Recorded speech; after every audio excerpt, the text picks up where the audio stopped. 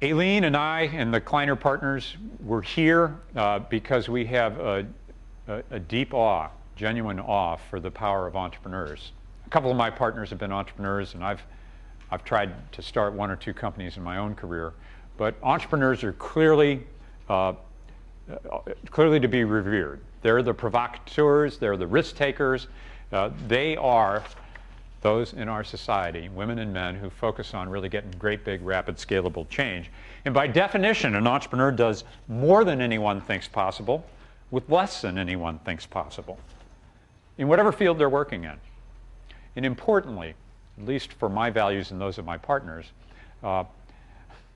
entrepreneurs are not mercenaries. They're missionaries. Have you read Randy Komisar's book, The Monk in the Riddle? I know he's been a guest from time to time. Anybody read that book? He talks about Lenny and funerals.com. And one of the first concepts that is introduced by Randy is the difference between drive and paranoia, which would be a characteristic of a mercenary, and passion, which is the characteristic of the missionary. More differences between the mercenaries and the missionaries.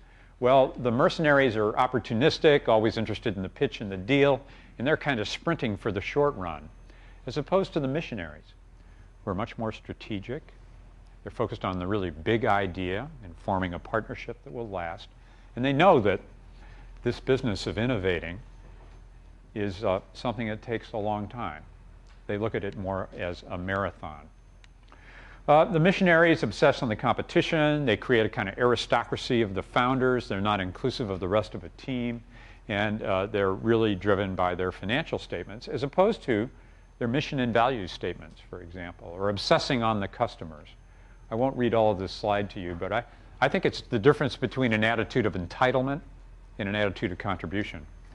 It was not very many years ago during the boom when a Fortune reporter interviewed a graduate, second-year student, I think, at the Stanford Business School, and he said he felt his career would be a failure if in 3 years he hadn't made $5 million on his startup. And well over half the plan was writing the business plans for half the class was writing the business plans for their new ventures. I think writing the plans for the new ventures is fine, but to be sure, if you wouldn't take on an opportunity or a mission, if the reason you're taking on a mission or an opportunity is for the money you'll make, I believe you'll fail. You should find your passion, find that mission, and take it on, even if no one paid you anything for it, because then you and your team will be motivated to succeed. Somebody asked me the question, well, what satisfied you the most in your life? And I want to get to that in a second.